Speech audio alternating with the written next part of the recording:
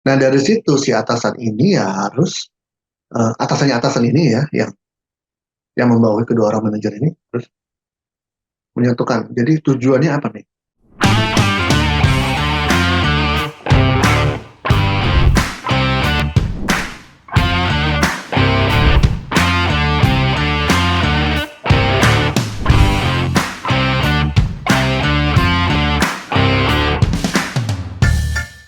Halo teman-teman, kembali lagi dengan saya Aisyah di YouTube channel Dunia Leadership Coaching nih teman-teman. Oke teman-teman, pada sesi kali ini kita mau bahas nih teman-teman mengenai seorang leader di suatu perusahaan. Pastinya di dalam suatu perusahaan itu kan ada bagiannya masing-masing dan leader ataupun pemimpin nggak cuma satu gitu ya teman-teman. Nah, suatu ketika antara leader dan leader ini tuh, dua leader ini tuh memiliki perbedaan pendapat. Gimana sih mereka harus menyikapinya kepada tim-timnya? Oke, sebelum kita bahas lebih lanjut, kita simak yang berikut ini dulu ya teman-teman. Sebelum Anda lanjut nonton video ini, silakan Anda subscribe, like, dan share kepada teman-teman Anda sehingga channel ini bisa bertumbuh. Oke teman-teman, sekarang kita sudah kembali lagi. Sekarang kita sudah bersama Coach Aditya Amijaya yang akan memberikan ilmu barunya lagi kepada teman-teman. Kita sapa dulu yuk Coach ya teman-teman. Halo Coach Adit. Halo ya Aisyah, gimana Oke kabarnya? Coach, baik dong. Ini Coach lagi Adit di gimana? dalam di mana ya? Di kamar atau di ruang tamu? Ini lagi di ruang meeting kayaknya nih Coach. Oh ya, Ya di ruang tamu rumah mungkin ya Coach ya lokasinya hmm. nih. Kalau Coach Adit kenapa ada kamera tuh ya di situ? Iya ada ini ya kantor di belakangnya ini saya tuh meja belajar, meja kerja. Oke. Kita baru pertama kali ya Coach ya via Zoom gini ya Coach ya Kayaknya untuk sih, rekaman. Karena memang ada suatu kendala gitu ya Coach ya yang tidak memungkinkan untuk kita rekaman di studio gitu ya Coach ya. iya, studionya lagi direnovasi.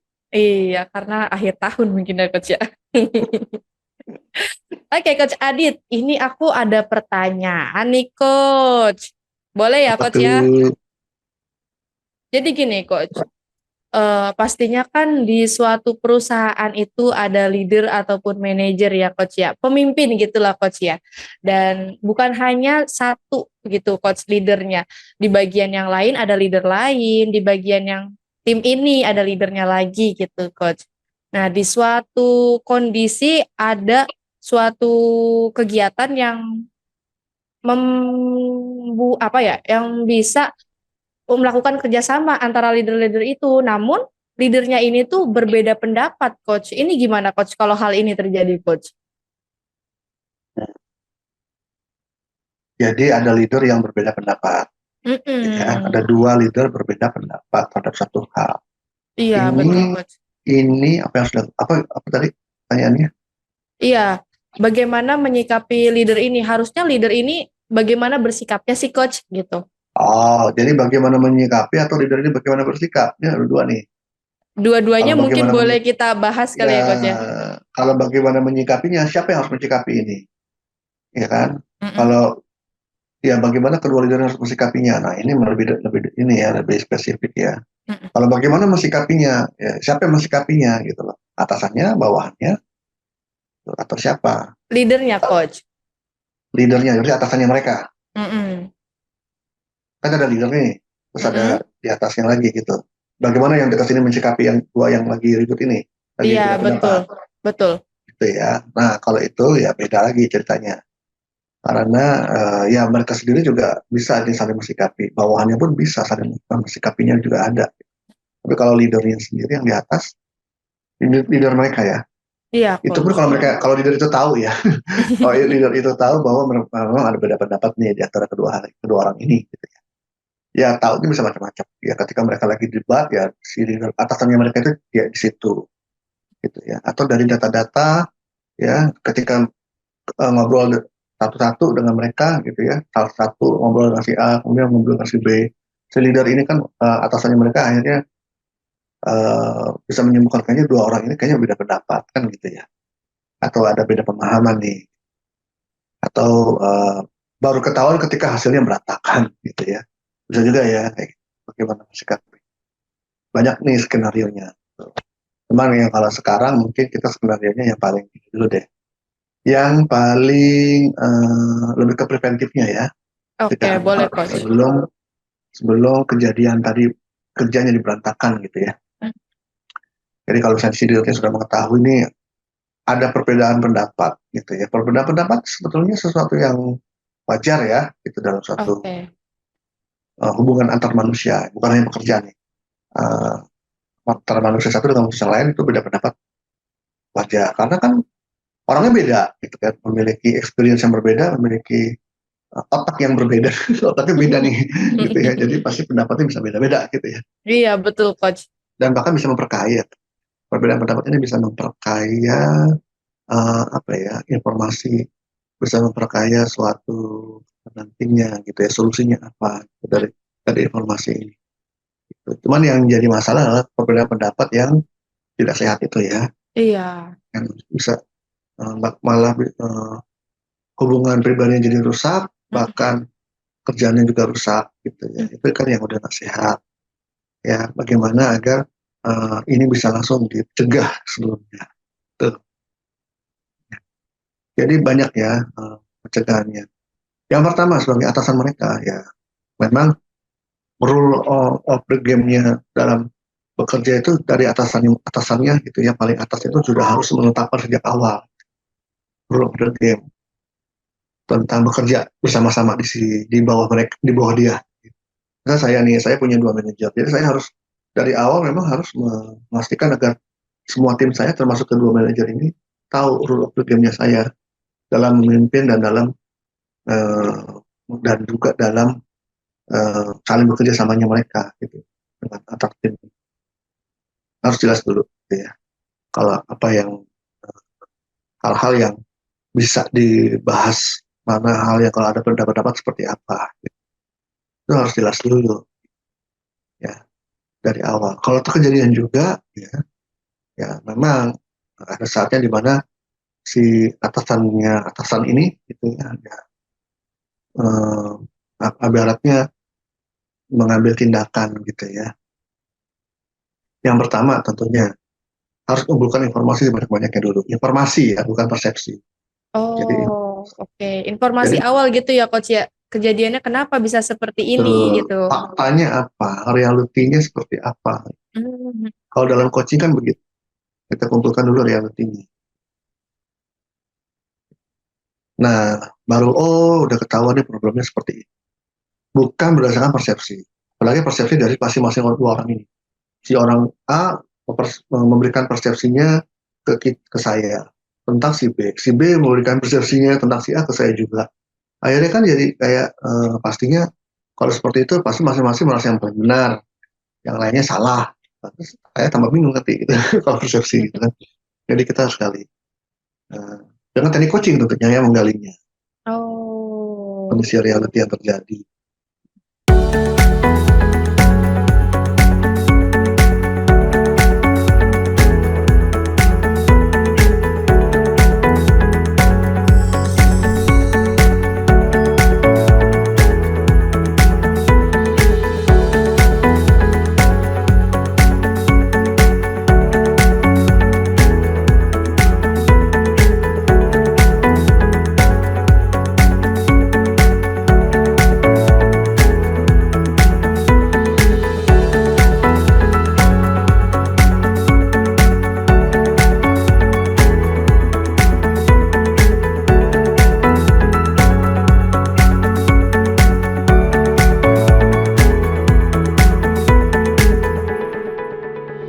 Nah dari situ si atasan ini ya harus atasan ini ya yang membawahi kedua orang manajer ini harus menyatukan. Jadi tujuannya apa nih? Kalau udah tahu kejadian seperti ini, saya sebagai atasan harus menetapkan satu tujuan. Ya, tujuannya apa? Gitu. Apakah ya yang paling umum kan berarti kan agar kedua orang ini jadi sepakat kan? Iya betul. Jadi sudahan gitu ya pendapatnya Sepakat. diputuskan. Gitu. Intinya kan itu tujuannya. Jadi bukannya tujuan yang satu. Jadi juga si atasannya tidak berpihak. Oh yang benar si A nih, yang B salah. Jadi bagaimana tujuannya agar si B ini mengaku kalah gitu ya, mengaku salah. Ya itu bukan tujuan yang win-win solution ya. Ini harus tujuan yang win-win-win. Win-win-win. Jadi win itu 3 kali. Win. Tidak, saya juga win, manajer A win, manajer B win.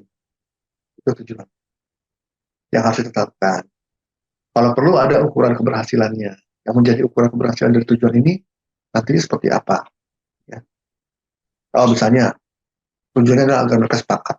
Memangnya buktinya atau ukurannya kalau mereka sepakat itu kayak apa sih? Gitu kan harus jelas. Ya. Nah kalau sudah baru ya kan udah kumpul reality. Kan udah nih baru deh ya kita mulai memastikan agar kedua orang ini sepakat. Ya. Kalau saya karena background saya coaching ya akhirnya saya menyalurkan dengan teknik coaching ya. Teknik coaching yang diaplikasikan dalam melerai mediasi suatu dispute ya, discord atau suatu bukan perseteruan ya, tapi ketidaksepakatan ini kan jarang lah ya sampai berseteru, tapi biasanya ya nggak sepakat aja. Jadi masing-masing kita harus pastikan, misalnya ya dengan teknik coaching ya, masing-masing kita kumpulkan dulu berdua ini, ya kan, ya masing-masing saya kali kesempatan mereka masing-masing untuk menjelaskan persepsi mereka masing-masing. Kemudian biasanya saya gali apa sih hal yang penting buat dia terkait dengan persepsinya itu. Saya gali lagi apa yang penting, apa yang kemudian dari si B juga gitu. Saya tanya juga persepsi dia apa tentang situasi ini, apa yang penting buat dia, apa yang penting buat dia. Kalau perlu, apa manfaatnya sih sebetulnya, apa untungnya pendapat A ini, apa untungnya pendapat B. Untungnya bukan buat si A aja, bukan untuk si B aja, apa untungnya buat keberhasilan pekerjaan bersama.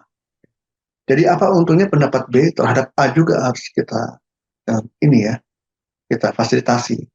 Jadi si B itu harus bisa menjelaskan untungnya buat A apa kalau B ini di jalan apa persepsinya B ini persepsi B ya tentang persepsi B ini. Tentang persepsi A juga gitu. Untungnya persepsi A ini terhadap B apa. Jadi masing-masing akhirnya bisa melihat hal pendapat yang lain dari sisi keuntungannya buat dia. Gitu. Kalau hanya untung buat orang itu aja, ya pasti kan nggak akan sepakat gitu ya. Iya, betul banget, Coach. Berarti memang harus dicari ya, Coach ya. Positifnya itu untuk kedua belah pihak itu apa? Dari Betul. masing-masing persepsinya Ya, gitu ya, betul. Coach ya. Iya, kemudian baru setelah itulah kalau mereka sudah saling melihat apa untungnya masing-masing, Mm-mm. udah saatnya kita integrate. Jadi saya bukannya satu menang satu kalah, tapi saya mengintegrasikan kedua pendapat ini agar menjadi satu pendapat baru yang melingkupi keduanya. Ibaratnya kalau dua tetes air di suatu daun gitu ya, ada kan kalau daun tergoyang-goyang lama-lama dua tetes ini bisa menyatu gitu. Iya, betul. Jadi suatu tetesan yang lebih besar dan lebih Mm-mm. kuat kan gitu. Nah itu yang saya lakukan. Parts integration kalau istilah NLP-nya.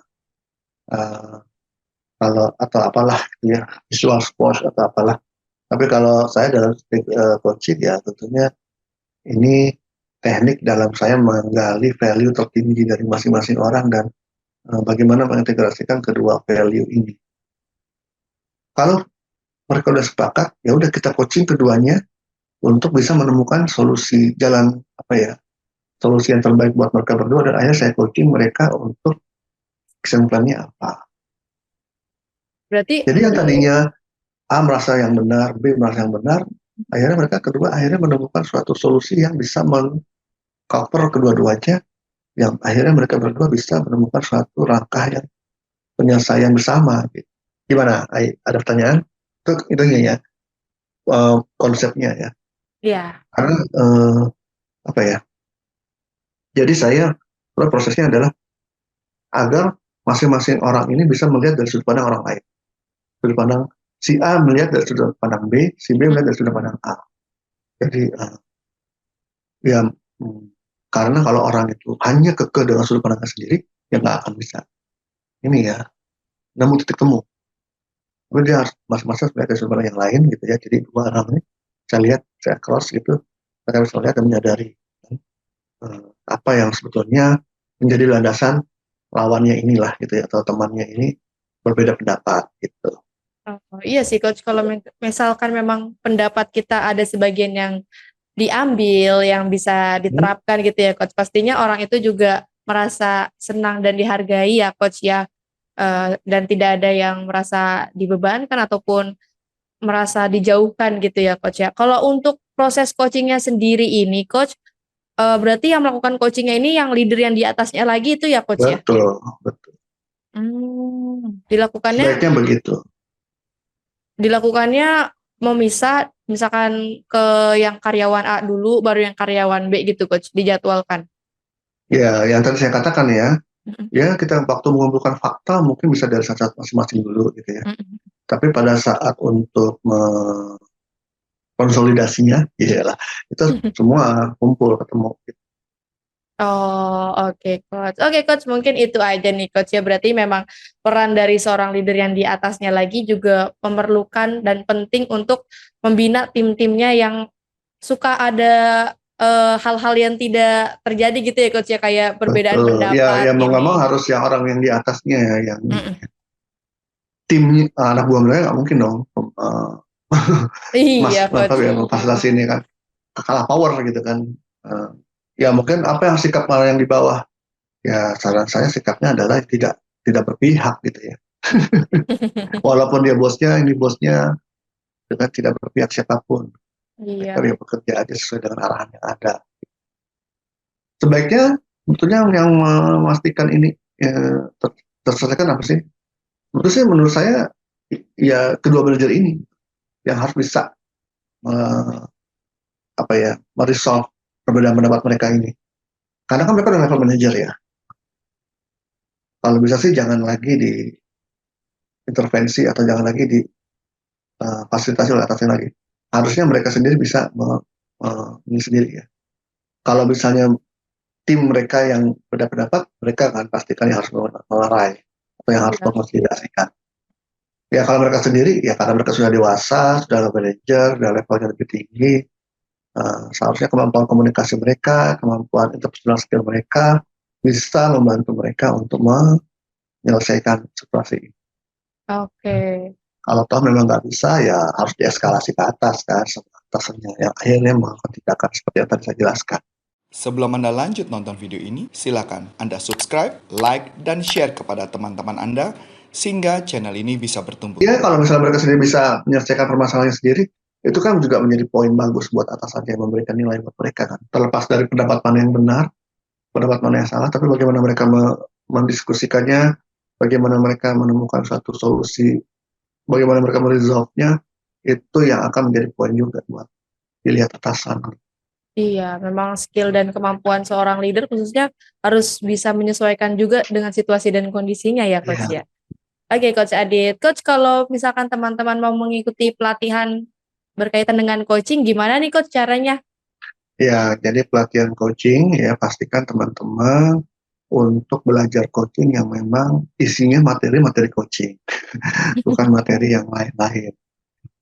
Jadi bagaimana tahunya materinya isi coaching ya?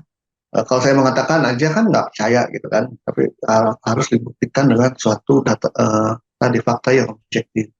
Fakta objektifnya apa? Pelatihan tersebut contohnya yang paling kuat adalah sudah diperiksa dan dievaluasi dan diakreditasi oleh asosiasi coaching eh, asosiasi coaching ya yang saat ini yang memang terbesar dan terbanyak digunakan adalah ICF. ICF itu sudah mengakreditasi, artinya sudah mengevaluasi dan menyatakan bahwa materi pelatihan coaching yang Corpora Consulting ajarkan, yang saya ajarkan itu sudah merupakan pelatihan coaching. Jadi silakan teman-teman buka di www.corporaconsulting.com, cari di situ materi produk sertifikasi internasional coaching. Dan silakan buka dan baca isinya. Kalau ada pertanyaan, silakan ajukan pertanyaan di kontak person yang sudah tersedia di sana. Oke coach, terima kasih. Oke teman-teman, sekian dulu nih pembahasan kita pada sesi kali ini. Kalau teman-teman merasa bermanfaat, teman-teman bisa like dan subscribe channel ini supaya bisa terus tumbuh dan berkembang. Oke Coach Adit, saya Aisyah Ramawati dan Coach Saya Aditya Mijaya, sampai jumpa lagi. di pertemuan selanjutnya. Bye-bye.